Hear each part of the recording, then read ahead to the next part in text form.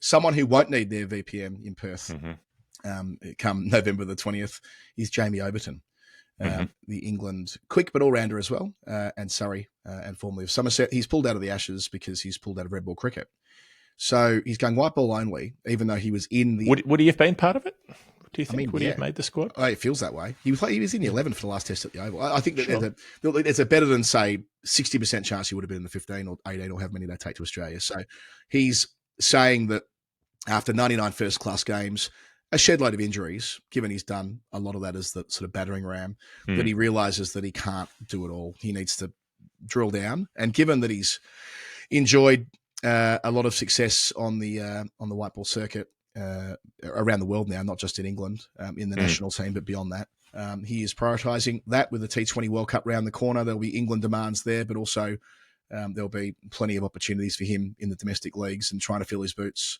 I wonder how much he didn't perform well at the Oval, and I wonder how much that sort of influence, the Oval Test match that is, has informed the decision. Like, I kind of hate it if it did. Like, I'd hate to think that if he'd bowled them to victory, would he feel different? You mean? Exactly. Like, I'm a bit shitty about the way that Sam Cook gets spoken about now because he didn't have a good Test match against Zimbabwe. A Test match where everyone was scoring at a runner ball. It was a wild match, right?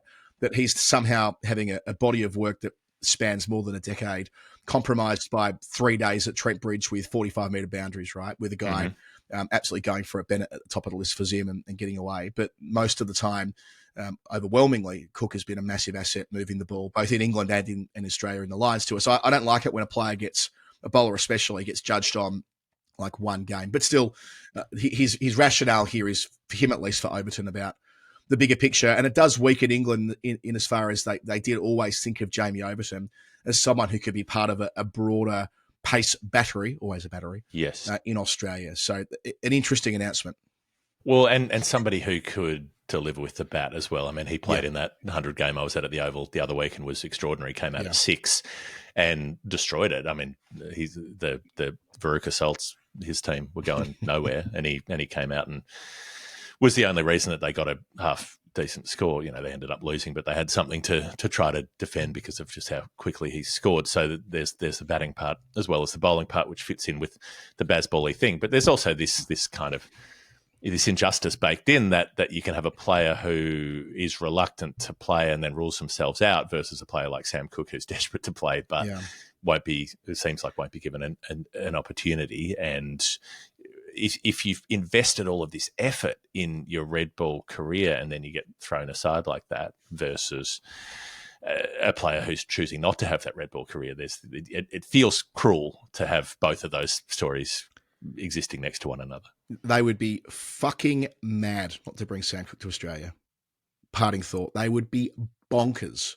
They took him on the Lions tour to bowl with the Kookaburra in conditions that will be seen again in Australia. Not because that's what happened earlier this year, but because we've seen that in 4 or 5 consecutive summers around Australia. Yep. They would be mad to form the view that Sam Cook, because he doesn't bowl 150, isn't going to be an asset in Australia this year. They've got to give themselves a chance to have someone who plays that role.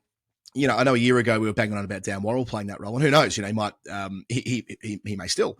But it feels like they've picked their horse with Cook. I hope they don't bail off entirely, and maybe this Overton window is opened for him because there'll be an extra spot in the touring party. Maybe, yeah, maybe. There's such a tendency with cricket administrations to be mentally 10 years, if not 20 years behind in terms of how they view the places they tour to.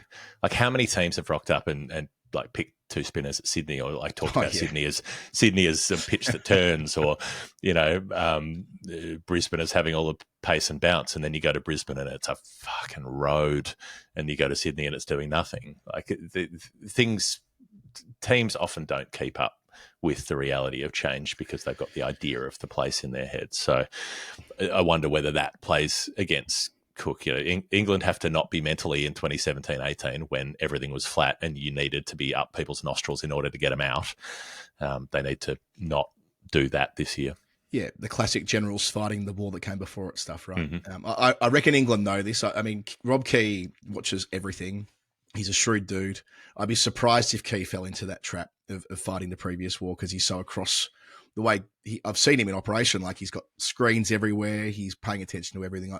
I'd be shocked if he wasn't aware of like what Australia's likely to serve up.